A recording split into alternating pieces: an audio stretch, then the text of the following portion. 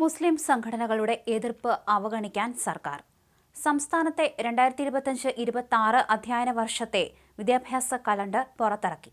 ഉത്തരവ് പ്രകാരം 1 മുതൽ 4 വരെയുള്ള ക്ലാസുകളിൽ 98 പ്രവൃത്തി ദിനങ്ങളുണ്ടാകും. 5 മുതൽ 7 വരെ ക്ലാസുകളിൽ 200 പ്രവൃത്തി ദിനങ്ങളും 8 മുതൽ 10 വരെ 204 പ്രവൃത്തി ദിനങ്ങളുമാണ് നിശ്ചയിച്ചിട്ടുള്ളത്. LP വിഭാഗം സ്കൂളുകൾക്ക് അധിക പ്രവൃത്തി ദിനം ഇല്ല. UP വിഭാഗം സ്കൂളുകൾക്ക് ആഴ്ചയിൽ 6 പ്രവൃത്തി ദിനം വരാത്ത രീതിയിൽ 2 ശനിയാഴ്ചകൾ ഉൾപ്പെടുത്തിയിട്ടുണ്ട്. ജൂലൈ 26, ഒക്ടോബർ 25 എന്നിവ UP ക്ലാസുകൾക്ക് പ്രവൃത്തി ദിനമായിരിക്കും. ഹൈസ്കൂൾ വിഭാഗം സ്കൂളുകൾക്ക് 6 ശനിയാഴ്ചകൾ പ്രവൃത്തി ദിനമാകും. ജൂലൈ 26, ഓഗസ്റ്റ് 16, ഒക്ടോബർ 4, ഒക്ടോബർ 25, ജനുവരി 3, ജനുവരി 31 എന്നിവയാണ് ഹൈസ്കൂളിലെ അധിക പ്രവൃത്തി ദിനങ്ങൾ.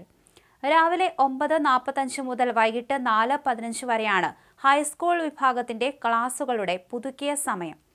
ഹൈസ്കൂൾ വിഭാഗത്തിന് 1100 അധ്യയന മണിക്കൂർ തികയുന്നതിന് പ്രവൃത്തി ദിനങ്ങളിൽ എല്ലാ ദിവസവും രാവിലെ 15 മിനിറ്റും ഉച്ചകഴിഞ്ഞ് 15 മിനിറ്റും അധിക പ്രവൃത്തി സമയം ഉൾപ്പെടുത്തി പീരീഡ് ക്രമീകരിച്ചു. വെള്ളിയാഴ്ച ഒഴികെയുള്ള 166 പ്രവൃത്തി ദിനങ്ങളിലാണ് ഇത് ബാധകം. സമസ്തയും കാന്തപുരം വിഭാഗവുമെല്ലാം സ്കൂൾ സമയമാറ്റത്തിൽ പ്രതിഷേധം അറിയിച്ചിരുന്നു. ഇത് മുഖവിലയ്ക്ക് എടുക്കില്ലെന്ന പ്രഖ്യാപനമാണ് വിദ്യാഭ്യാസ കലണ്ടർ പ്രസിദ്ധീകരണം. വിദ്യാഭ്യാസ കലണ്ടർ പ്രസിദ്ധീകരിച്ചതുവഴി പൊതുവിദ്യാഭ്യാസ മേഖലയിലെ അക്കാദമിക് നിലവാരം ഉറപ്പുവരുത്തുക മാത്രമാണ് ചെയ്തിട്ടുള്ളതെന്ന് വിദ്യാഭ്യാസ മന്ത്രി വി ശിവൻകുട്ടി പറഞ്ഞു. 220 പ്രവൃത്തി ദിനങ്ങൾ അല്ലെങ്കിൽ 1100 മണിക്കൂർ ബോധന സമയം എന്ന് ആക്കിയതിന് നിലവിലെ KER ചട്ടത്തിലെ വ്യവസ്ഥകൾ പ്രകാരമാണ്.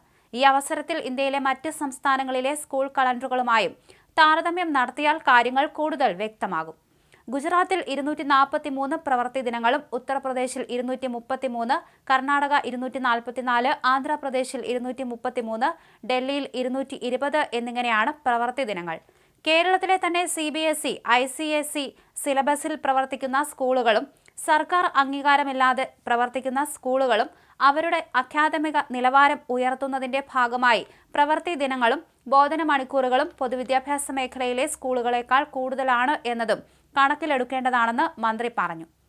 പൊതുവിദ്യാഭ്യാസം, എക്സൈസ്, ആരോഗ്യം, ആഭ്യന്തരം, വനിതാ ശിശുവികസനം, സാംസ്കാരികം, തദ്ദേശ സ്വയംഭരണ വകുപ്പുമായി സംയോജിപ്പിച്ച് സ്കൂൾ തലത്തിൽ 41 ലഹരി വിരുദ്ധ പ്രചരണ പരിപാടികൾ, Samagra Shiksha Keralam, SCERT, KITE, Siemat Kerala, SIET, scout and guides തുടങ്ങി പൊതുവിദ്യാഭ്യാസ മേഖലയുമായി ബന്ധപ്പെട്ട് പ്രവർത്തിക്കുന്ന വിവിധ സ്ഥാപനങ്ങളുടെ പ്രവൃത്തി ദിനങ്ങൾ, സംസ്കൃതം, ഉറുദു, അറബിക്, ഉച്ചഭക്ഷണം, വിദ്യാരംഗം, ഭിന്നശേഷി, കലാകായിക മേളകൾ തുടങ്ങിയ വിഭാഗങ്ങളുമായി ബന്ധപ്പെട്ട പ്രവൃത്തി ദിനങ്ങൾ പ്രത്യേകമായി ഉൾപ്പെടുത്തിയിട്ടുണ്ട്.